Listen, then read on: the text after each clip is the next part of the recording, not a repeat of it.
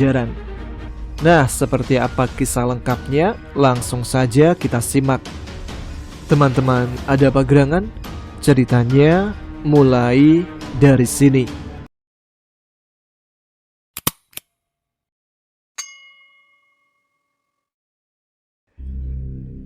...20 Juni 2016.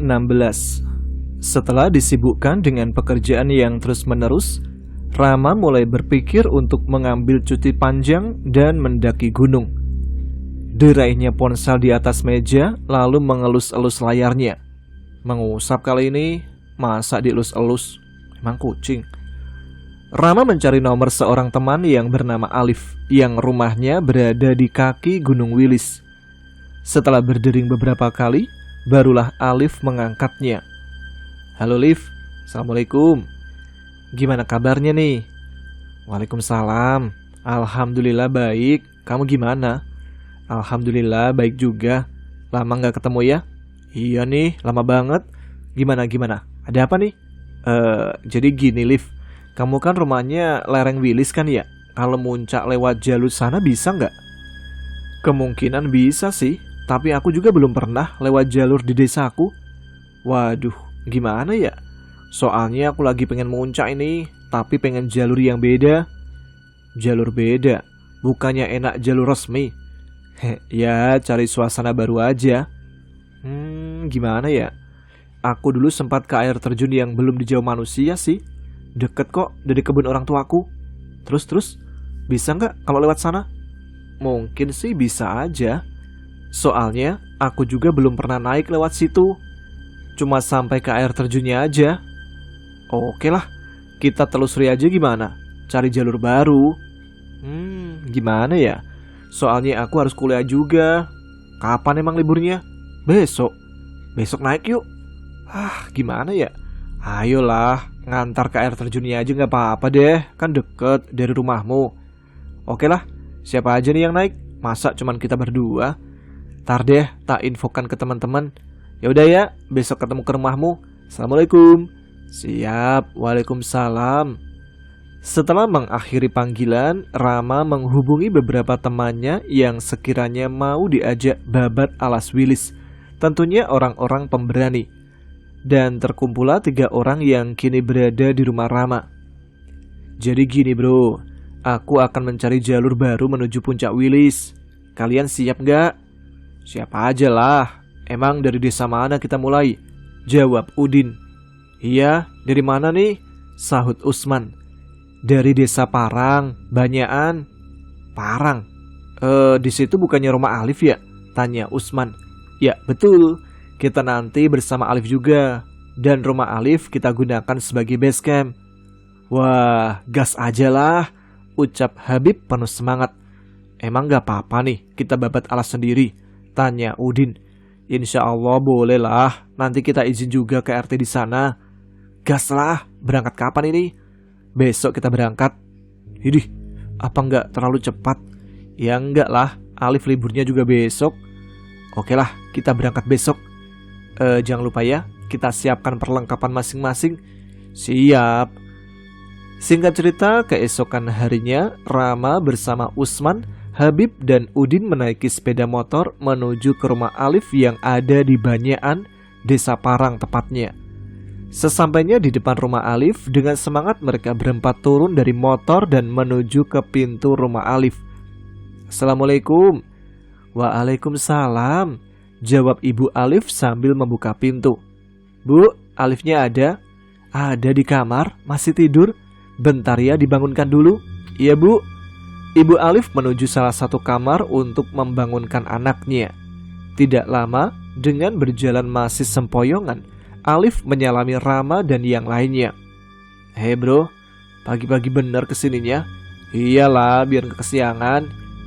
Widih, Usman ikut ini? Tentu Liv, lama gak ketemu ya? Iya ya. Terus yang 2 ini siapa? Kenalin, ini Udin dan Habib. Mereka berdua temanku SMA Alif. Dia juga pecinta alam. Din, Bib, Alif ini temanku SMP. Jadi aku, Usman dan Alif itu dulunya satu kelas. Iya udah, tak mandi dulu ya. Singkat cerita, setelah sarapan dan menitipkan motor di rumah Alif, mereka berlima mulai berjalan kaki mengikuti jalan aspal yang menanjak. Kurang lebih 10 menit, sampailah di pinggiran sungai kecil dengan batuan-batuan besar. Di depannya ada hamparan kebun ketela warga. Terlihat juga anak-anak kecil bersenang-senang dan tertawa riang berenang di sungai tersebut. Setelah melewati pinggiran sungai, mereka harus menyeberangi sungai itu dan naik ke atas tebingan bibir sungai dan sawah warga. Sesampainya di atas, terlihat jalan yang amat kecil. Jalan yang biasa digunakan warga untuk mencari rumput. Namun jalan ini sudah sangat rapat, jadi terlihat seperti belum terjamah manusia. "Bener ini, Liv, jalannya?" tanya Udin. "Ya bener lah, tapi jalannya kok tertutup?" "Tenang aja, jalan inilah yang dulu sempat kulewati, dan ini juga menuju ke kebunku. Cuman karena beberapa hari lalu sering hujan, jadinya ya tertutup rumput." Suasana terlihat gelap karena sinar matahari terhalang rimbunnya pepohonan. Mereka terus berjalan diiringi suara hewan-hewan hutan yang sangat keras, hingga mereka menemukan sebuah batu besar dan beristirahat di sana. "Break, Liv, rehat dulu." "Iya, berhenti dulu, udah lumayan ini." "Gimana? Udah lemas belum tuh kaki-kaki?" tanya Rama pada yang lainnya. "Belum ini, bukannya lemas malah kram," jawab Habib sambil nyengir membuat yang lain malah tertawa. Mereka lanjut mengobrol ringan sambil beristirahat. Ketika sedang asik mengobrol, lewatlah seorang pemuda yang umurnya mungkin di atas mereka dari arah atas. "Monggo mas, nuwun sewu." "Iya mas, monggo." Pemuda itu tersenyum ramah pada Rama dan teman-temannya. Terlihat dia sedang membawa sebuah bungkusan kain kecil diletakkan di punggungnya. "Kalian mau kemana ini?" "Mau ke air terjun mas." "Oh, lebih baik hati-hati nggih. Nanti kalau melewati pohon bambu yang rimbun, jangan asal tebas. Di sana tempatnya Nyai Ndorowati." "Nggih mas." "Ya sudah, aku pamit dulu ya." "Nggih mas." Setelah kepergian pemuda itu, Rama malah kepikiran siapa sosok Nyai Ndorowati itu. Apakah sosok jin atau siluman? Setelah kepergian pemuda yang bernama Charles Albert Ritabita itu, Rama dan keempat temannya melanjutkan perjalanan. Alif yang memimpin perjalanan menggunakan golok yang diberikan Rama untuk membuka jalan, karena memang jalur lumayan tertutup. Namun tiba-tiba Alif dibuat terkejut karena dalam rapatnya pepohonan ada sesosok makhluk berbulu hitam dan mata yang merah. Kalau di Indonesia namanya gendruwo. Alif yang memimpin rombongan mereka pun spontan berhenti. Otomatis yang di belakangnya pun ikut berhenti. "Ada apa, Liv?" tanya Udin yang ada di belakang Alif. "Tuh lihat depan." "Waduh, apaan itu?" "Gimana ini?" "Nggak tahu, aku juga ngeri." "Lewatin aja nggak apa-apa kok." "Ada apaan?" tanya Rama yang berada di barisan belakang. "Ada wowo tuh," ucap Habib sambil menunjuk.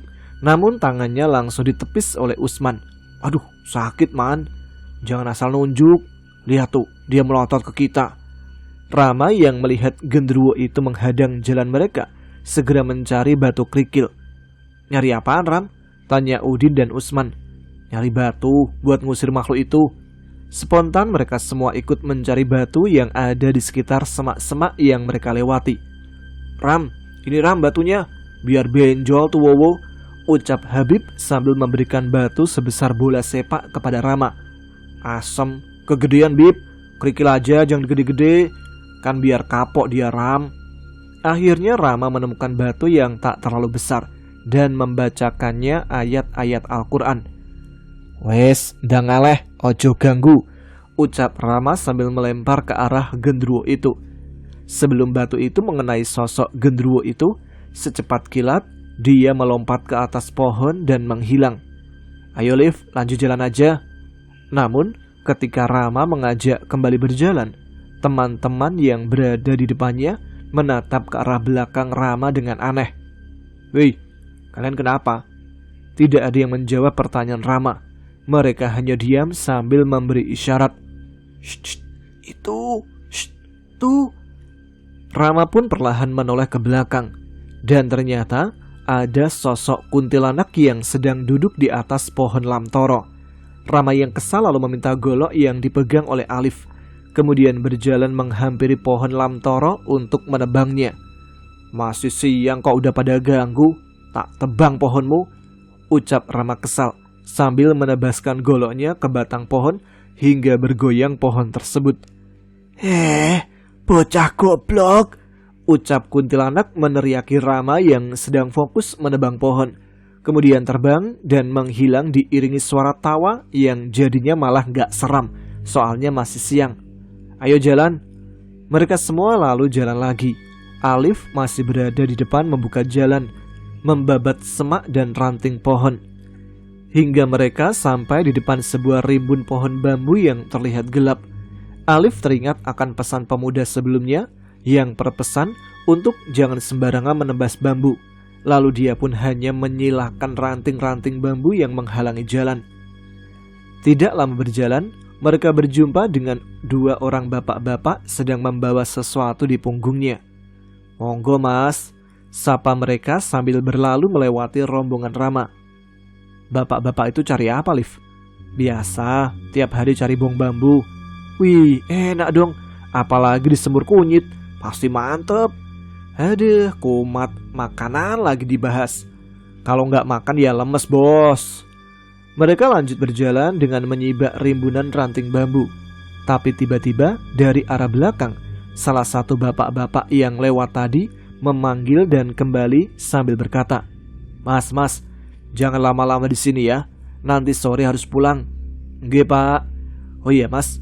Di depan sana jangan ambil kanan ya. Ambil jalur kirinya." "Yang mana, Pak?" "Itu di depan." Terlihat memang di depan sana ada dua jalur.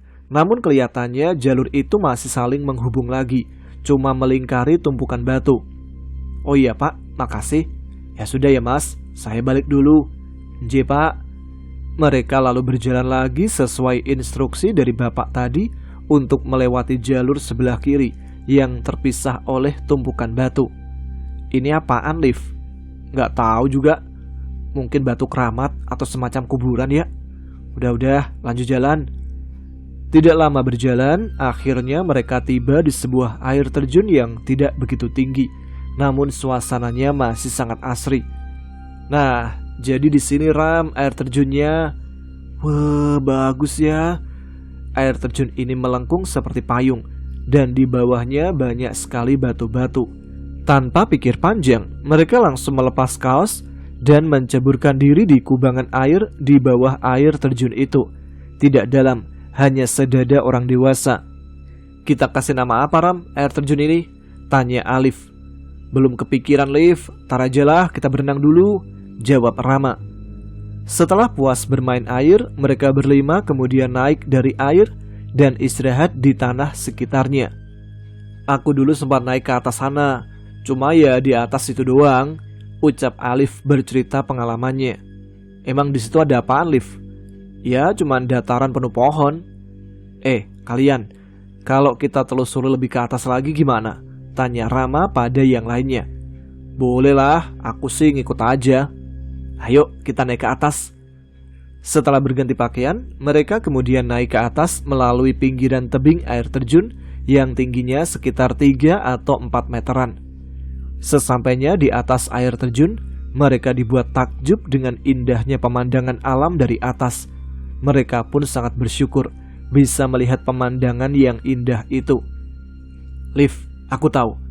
Karena air terjun ini bentuknya menyerupai payung dan tanah ini keras atau padas, aku kasih nama ini air terjun padas payung. Gimana? Bagus nggak?" Kalau dipikir-pikir sih bagus juga tuh nama," ucap Udin. "Keren tuh nama, bagus. Oke lah, kita kasih nama padas payung ya."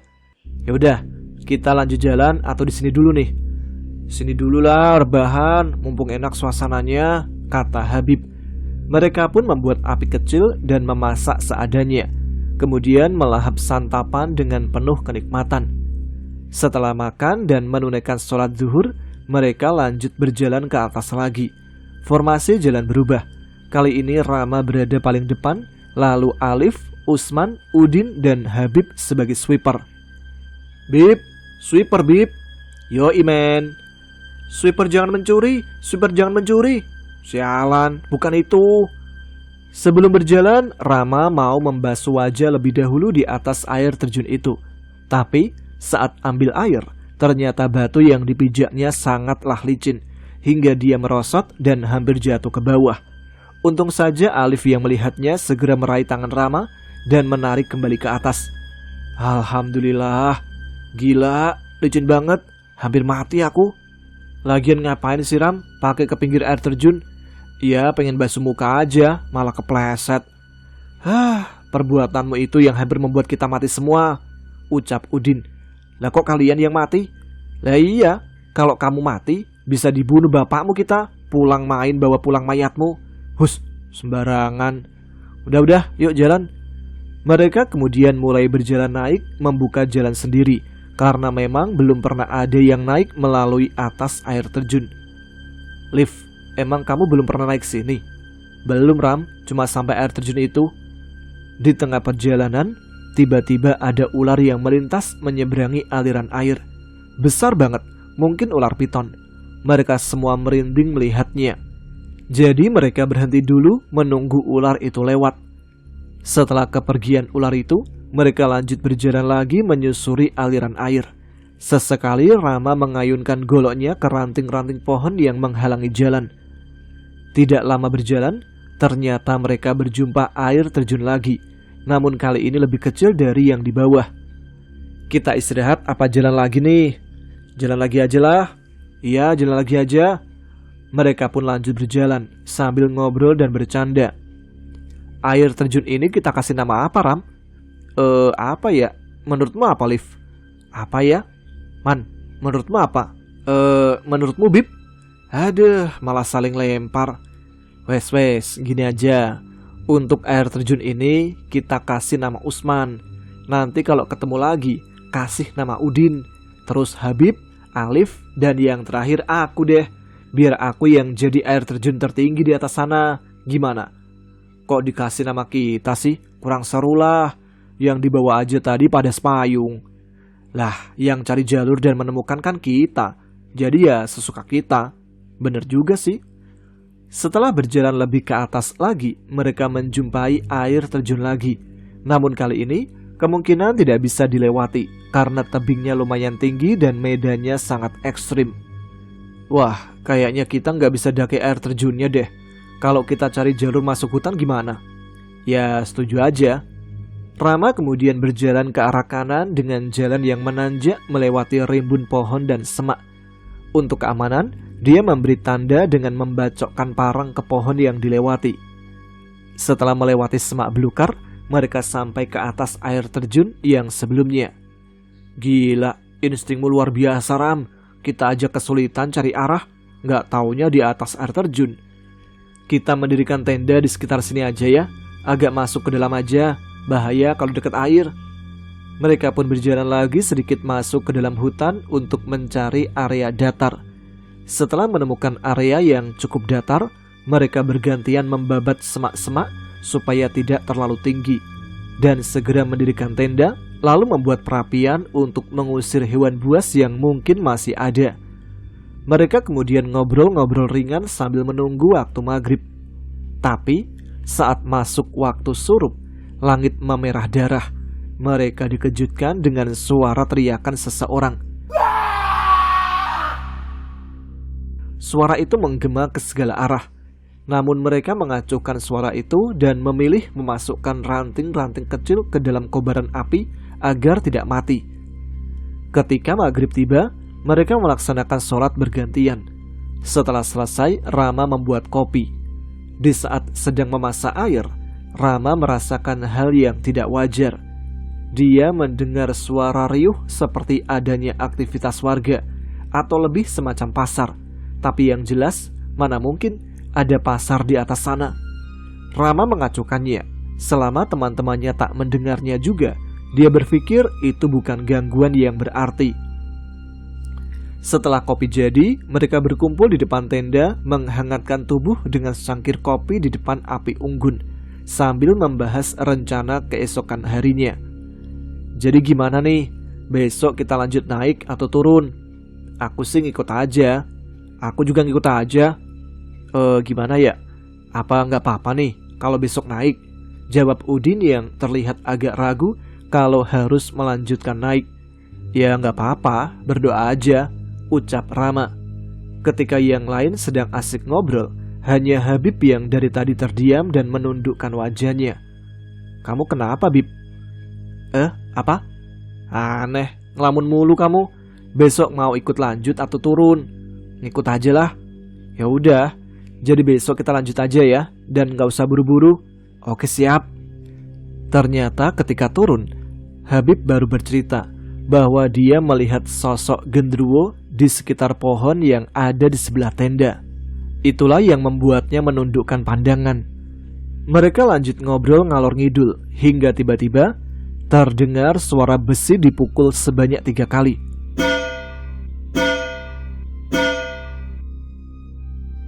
Suara apa itu? Kayak besi dipukul, tanya Alif. Mendingan kita masuk ke tenda sekarang, udah malam, ucap Rama tanpa menjawab Alif. Tapi aku kebelet kencing ini, kata Habib. Ya udah, kalau mau buang air sekalian aja. Habis ini gak usah keluar tenda lagi sampai pagi. Kemudian Habib, Udin dan Alif menuju ke belakang tenda untuk buang air kecil. Sementara Rama dan Usman menunggu di dalam tenda. Tiba-tiba terbersit ide iseng Rama menjahili ketiga temannya yang berada di belakang tenda dengan menakuti mereka. "Hoi, jangan kencing di sini," ucap Rama dengan suara serak dan besar. "Hihihihihi." Usman ikut menirukan suara kuntilanak. "Woi, siapa itu?" Udin pun kaget dan langsung bengong. Rama itu kayak gak kenal suara dia aja, tapi suaranya kok serak. Dibilangin ngeyel, suara Rama itu. Iya kan, Ram? Rama dan Usman hanya diam dalam tenda sambil senyum-senyum. "Udah, ayo ke tenda," ajak Alif pada yang lainnya. Tapi ketika Habib akan membalikkan badan, dia melihat ada sosok wanita bergaun putih berada di atas pohon, melotot tajam ke arahnya. Habib pun buru-buru mendahului kedua temannya dan langsung masuk ke tenda dengan buru-buru. "Kenapa, Bib?" tanya Rama. Bangke, malah ketemu Kunti." "Kunti, di mana?" Udin dan Alif yang baru saja masuk ke tenda ikut mendekat dan menanyakan hal yang sama. "Ada di atas pohon besar yang tadi kita kencingin." "Wah, parah Koman, niruin suara Kunti malah dia nongol. Waduh, gimana ini?" "Terus Kunti itu di mana sekarang?" "Kayaknya masih di atas pohon. Coba aku cek," kata Usman. "Udah, gak usah dicari, malah dikiranya nantangin lagi," kata Rama. "Lah terus kita gimana?" "Ya tidur." Mereka berlima pun kemudian mengatur posisi dan segera memejamkan mata. Namun, belum juga bisa tidur, Rama mendengar suara wanita tertawa melengking, namun suara itu seperti suara kuda meringkik. Dia jadi sulit tidur dan menatap langit-langit tenda. Ada perasaan khawatir akan gangguan dari para makhluk halus penghuni hutan yang ada di sana. Lalu, dari dalam tenda, terlihat di atas tenda ada banyak bayangan hitam melayang-layang dan berputar mengelilingi tenda. Tidak lama kemudian, di depan tenda, tepatnya di tempat mereka membuat perapian tadi, ada bayangan hitam yang sangat besar, walaupun terlihat sedikit samar. Rama lalu membaca doa-doa pelindung dan memejamkan matanya.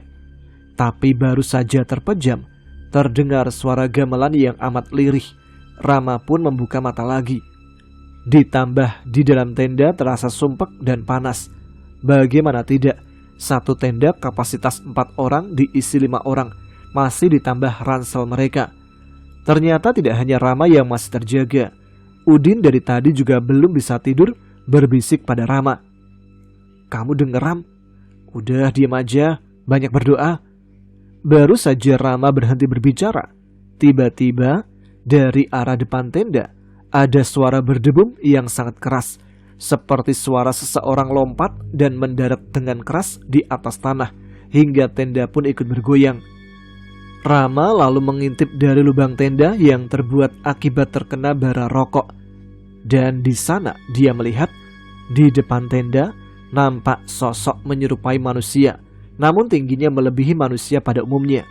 Kemudian yang membuatnya lebih kaget ketika sosok itu merentangkan kedua sayapnya yang mirip sayap kelelawar. Seketika keringat bercucuran membasahi dahi Rama. Rama pun semakin memperkuat benteng gaib untuk melindungi mereka dari gangguan sosok yang sepertinya merupakan siluman. Sosok itu lalu menggeram seolah marah. "Gimana, Ram?" tanya Udin. "Udah diam, baca doa aja. Ada gempa toh." "Shh, jangan keras-keras." Lalu tidak lama kemudian, sosok itu melompat tinggi ke atas dan menghilang dari pandangan Rama. "Alhamdulillah, masih selamat. Ada apa sih, Ram?" "Udah, tidur. Besok kan masih lanjut jalan." Mereka berdua pun kemudian lanjut tidur dan bangun pada jam 5 pagi, lalu melaksanakan sholat subuh berjamaah. Setelah selesai, kemudian sarapan dan membereskan perlengkapan untuk bersiap melanjutkan perjalanan. Tidak lupa mereka berdoa lebih dahulu untuk keselamatan.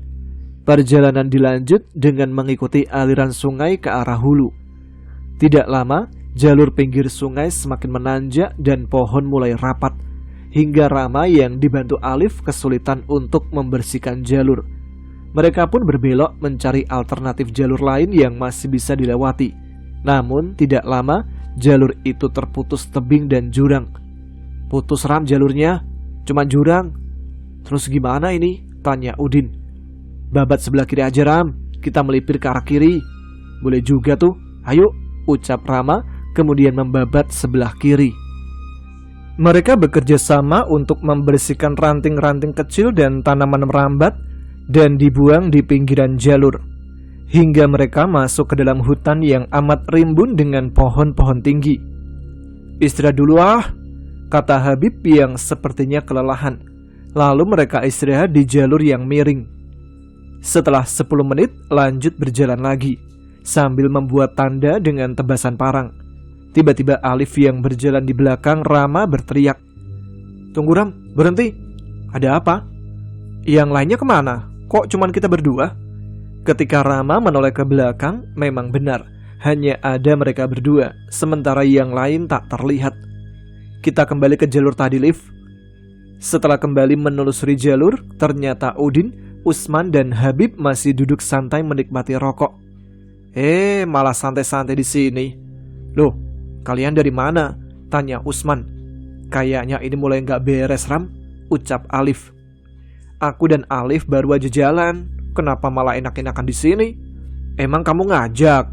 Orang dari tadi kita di sini nunggu komando, iya kan?" kata Habib sambil mengangguk kepada yang lainnya. "Udah, ayo jalan lagi. Lupa berdoa dulu." Setelah berdoa, mereka pun lanjut jalan lagi sambil menyingkirkan ranting yang mengganggu. Tidak lama Udin nyeletuk, "Yah, kalau gini terus kapan sampainya? Namanya juga bikin jalur baru, Din. Tapi tunggu, Ram, kita kok terasa makin jauh dari sumber air ya?" "Iya nih, kita kok makin jauh." Rama mengedarkan pandangannya dan mendapati hutan semakin lebat. Memang saat itu dia membuat jalur tanpa menggunakan kompas, dan akhirnya mereka berjalan semakin masuk ke dalam hutan dan hampir hilang arah. "Ya udah, kita tebas sedikit ke kiri aja. Siapa tahu sampai ke sumber air." Rama dan Alif kembali menebas tanaman merambat dan ranting. Tidak lama mereka malah kembali di tempat istirahat tadi. "Loh, bukannya tadi kita di sini ya?" "Iya bener. Kok kita balik lagi ke sini ya?" "Ya udahlah, kita istirahat di sini lagi aja sambil menenangkan pikiran." Setelah 10 menit, Rama mengajak teman-temannya bangkit dan berjalan lagi. Kali ini menebas sedikit ke kiri dan sedikit menurun. Dan tidak lama mereka berada di aliran air, lalu mengikutinya lagi sampai di air terjun yang bahkan jauh lebih indah. Tempatnya sangat asri. Mereka berlima hanya memandanginya saja, tidak berani berenang di bawahnya, karena kelihatannya genangan air terjun itu terlihat dalam. Mereka hanya bermain di atas batuan membasuh wajah saja. Karena hari beranjak sore, mereka memutuskan untuk buka tenda di bawah air terjun itu dan membuat perapian, sambil mencari cadangan makanan yang bisa ditemukan di sekitar hutan. Jaga-jaga kalau persediaan makanan mereka habis. Ketika waktu surup, mereka dikejutkan oleh suara seperti kakek-kakek yang tertawa. Kalian dengar? Iya dengar. Suara hewan itu emang begitu suaranya. Udah, lanjut masak. Yang lain persiapan sholat. Setelah melaksanakan sholat maghrib bergantian, mereka lalu menikmati hidangan sederhana yang dimasak bersama-sama, berupa terong bakar dipenyet sambal, tahu dan tempe goreng, dimakan dengan ketela bakar sebagai pengganti nasi. Selesai makan, tiba-tiba tercium aroma ketela bakar yang menyengat. Anjir, siapa nih yang bakar ketela lagi? Wowo kali, kata Usman asal. Di gunung ini, jangan bicara asal lah, ucap Udin pada Usman. Alah, apa-apa nggak boleh, dasar Jawa, ucap Habib pada Udin.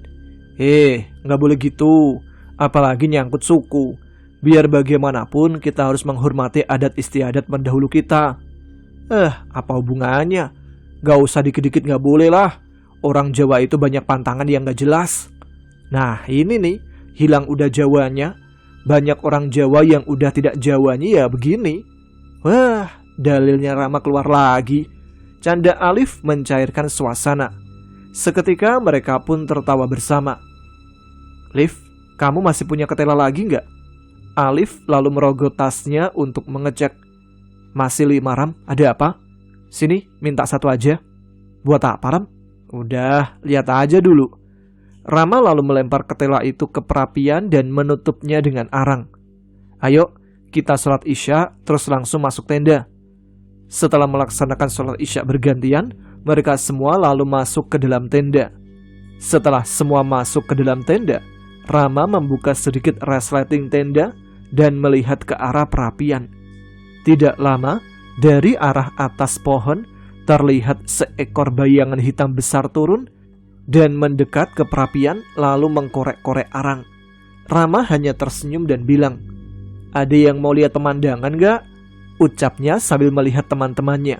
Mereka pun berebut ingin mengintip apa yang ada di depan tenda. Dan di sana terlihat ada sosok genderuwo sedang asik memakan ketela bakar. Merasa ada yang memergokinya, sosok genderuwo itu lalu kembali melompat ke atas pohon dan hilang dalam sekejap. Kemudian Rama keluar dari tenda untuk mematikan bara api yang masih menyala. Udah, kalian pada tidur, aku mau buat pagar. Setelah selesai melakukan apa yang perlu dilakukan, Rama pun kembali ke dalam tenda. Namun saat hendak membuka resleting tenda, dia merasakan sesuatu yang tidak enak. Kemudian dia mengedarkan pandangan ke sekeliling. Dan akhirnya dia melihat tepat di bawah air terjun ada seekor ular hitam yang sangat besar. Saking besarnya, ekor dan kepalanya sampai tak terlihat. Ular tersebut berjalan pelan, sangat pelan melintasi aliran air. Rama pun merasa merinding melihatnya. Ternyata di hutan Gunung Wilis ini masih banyak hewan-hewan liar. Tidak mau lama-lama di luar, dia kemudian masuk ke dalam tenda dan dengan mudahnya tertidur lelap.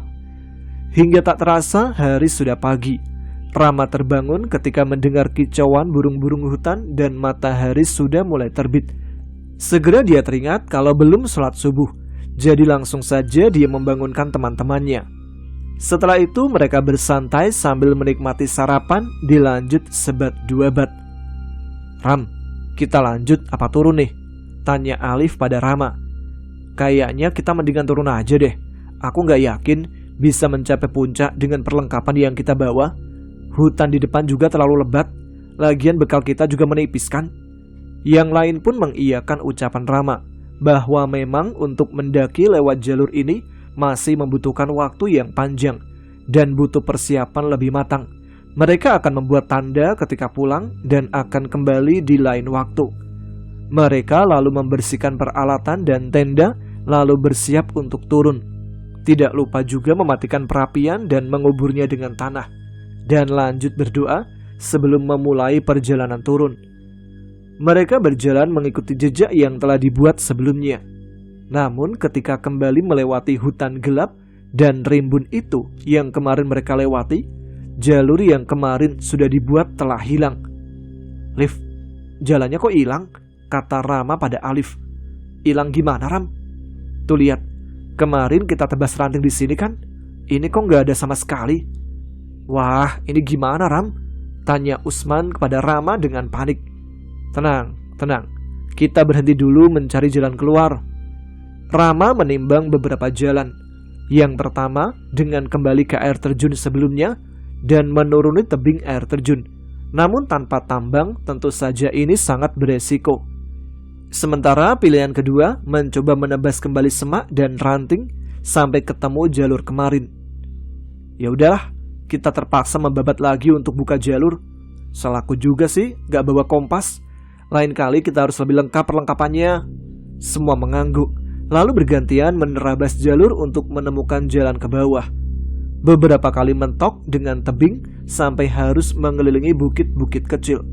Namun bukannya menemukan jalan kembali, malah beberapa kali ketemu jurang dalam. Mereka kembali menerabas jalur yang sekiranya bisa dilewati. Namun tanpa sadar, sepertinya mereka semakin kehilangan jejak. Berhenti Ram, udah gak kuat ini, ucap Alif. Iya berhenti dulu, kita malah semakin jauh ini. Mereka pun beristirahat lebih dulu untuk menenggak air yang masih ada. Setelah haus hilang dan lebih tenang, mereka lanjut berjalan lagi. Dan tidak lama, Rama melihat di depan sana ada pohon yang ditandai dengan tebasan parang. Dia pun mengira itu tanda yang dibuatnya kemarin. Kalian, sini. Lihat, ini tanda yang aku buat kemarin. Alhamdulillah. Serentak mereka semua merasa lega, menghilangkan pikiran buruk yang dari tadi terus membayang di benak mereka karena tersesat. Mereka pun mengikuti jalur yang semakin jelas terlihat, sampai akhirnya menemukan tempat di mana kemarin mereka beristirahat. Jam berapa, Liv? Loh, ini jam 3 sore? Yang bener, Liv. Wah, kelewat sholat zuhur dong, gara-gara muter-muter di atas. Iya nih, perasaan waktu kok cepet aja. Mereka kemudian melaksanakan sholat berjamaah lagi dan menjamak sholat zuhur. Setelah selesai sholat, mereka kembali berembuk apakah mau lanjut turun dengan kondisi hampir surup atau kembali bermalam di tempat itu. Melihat waktu yang sepertinya bakal ketemu malam lagi, sementara baterai senter mereka ternyata telah habis, jadi pilihan yang paling masuk akal adalah bermalam semalam lagi. Di malam ketiga ini, setelah sholat isya, mereka semua memutuskan langsung tidur karena kelelahan. Namun di tengah malam, Rama terbangun karena mendengar suara aneh. Dia pun membuka mata dan mengedarkan pandangan ke segala arah. Tiba-tiba, dari luar tenda ada semacam cahaya yang sangat terang, sehingga menerangi segalanya. Dan terlihat bayang-bayang mendekat, memutari tenda seolah-olah sosok di luar semakin banyak seiring bertambah larut malam itu. Cahaya itu terus menyala terang, dan akhirnya ada semacam bayangan sebuah kepala serigala yang memiliki tubuh manusia. Tidak lama kemudian, seperti ada banyak suara langkah mengelilingi tenda. Karena penasaran, Rama kemudian menyibak sedikit resleting tenda. Seketika Rama dibuat terkejut karena dia melihat begitu banyak makhluk menyeramkan mengelilingi tenda mereka. Ada makhluk yang berupa api, ada manusia berkepala celeng, ada kuda berkepala ayam, ada sosok-sosok yang menyerupai kera, dan lain sebagainya. Sepertinya mereka dari bangsa siluman. Tiba-tiba dari atas terdengar suara kibasan sayap dan turun di depan perapian, hingga nampaklah bentuk sesungguhnya. Sosoknya seperti kalong, namun kakinya sangat besar, tingginya sekitar 2 meteran. Kemudian kera-kera itu tiba-tiba meloncat ke atas tenda, namun anehnya tenda sama sekali tidak bergoyang. Dan tidak lama kemudian ada suara menggelegar dari arah hutan, dan terlihat sebuah kaki yang sangat besar mendarat di atas perapian. Kaki itu berbulu hitam lebat, dan tidak lama kembali melangkah pergi menjauh. Seketika semua sosok siluman yang ada di sana ikut menghilang, menyisakan sosok yang menyerupai kelelawar. Tiba-tiba sosok kelelawar itu menoleh ke arah Rama sambil menyeringai. Terlihat wajah sosok itu sangat mengerikan, perpaduan antara kepala manusia dan wajah kelelawar. Ketika sosok itu akan mendekat, dia menatap ke arah langit dan tiba-tiba berteriak lalu terbang meninggalkan tempat itu, membuat Rama langsung merasa lega. Namun dia tidak tahu apa penyebab dia pergi meninggalkan tempat itu. Namun baru saja melepas ketegangan, terdengar suara gending Jawa yang suaranya semakin lama semakin terdengar dekat. Tak mau terlalu memikirkan itu, Rama memilih tidur. Pagi pun tiba. Ketika Rama terbangun, teman-temannya sudah sibuk di luar tenda. "Gila ya semalam," ucap Udin. "Hus, jangan bahas di sini. Nanti aja kalau udah di rumah." Setelah membereskan semuanya, mereka lanjut perjalanan turun hingga air terjun pada Sepayung tanpa hambatan. Di sana mereka membersihkan badan sambil membersihkan area tersebut. Setelah makan siang di sana, mereka kembali lanjut perjalanan sampai di rumah Alif. Di sana mereka menginap 1 malam lagi, baru pulang ke rumah masing-masing. 2 minggu setelah pendakian, Alif melapor ke ketua RT perihal penemuan air terjun. Dan dengan cepat Pak RT mengomando warga untuk membuat jalan menuju ke arah air terjun untuk menjadi destinasi wisata baru. Dan 1 bulan setelahnya, air terjun tersebut sudah dibuka untuk wisata, walaupun baru sedikit yang tahu. Namun para warga melarang untuk membuka jalur ke atas air terjun supaya tetap menjaga keasriannya, dan di samping itu sangat berbahaya. Nama air terjun itu diberi nama Cadas Payung. Jadi bagi teman-teman yang ada di sekitar Nganjuk bisa berkunjung ke sana. Tepatnya di daerah Desa Parang, Kecamatan Banyakan. Nggak apa-apa lah ya, ini sekalian promosi. Dan teman-teman bisa sekalian cek keaslian cerita dari Rama ini. Titip pesan buat Bang Ube nih ya. Kalau misal Bang Ube tertarik mencoba naik melalui jalur tersebut, Rama siap mengantarkannya. Dan itu dia cerita pendakian untuk kali ini yang telah dibagikan oleh Bang Rama ketika dia mencoba untuk membuka jalur baru untuk mencapai puncak Gunung Wilis. Tapi ya karena kurangnya persiapan dan lain sebagainya, hingga akhirnya gagal untuk sampai ke puncak. Cerita ini bisa kita jadikan pelajaran ya, bahwa kita jangan sampai melalui jalur ilegal kalau memang kita belum tahu medannya. Itu sangat berbahaya. Apalagi kalau kita tidak menguasai medan dan juga tidak menguasai ilmu-ilmu tentang survival maupun membaca arah mata angin. Baik, terima kasih untuk teman-teman sekalian. Like jika kalian suka, share video ini ke teman-teman yang lain yang mungkin belum tahu, subscribe jika belum, tuliskan komen, tunjukkan eksistensi kalian. Sekarang saya Tamarus pamit, terima kasih. Wassalamualaikum warahmatullahi wabarakatuh.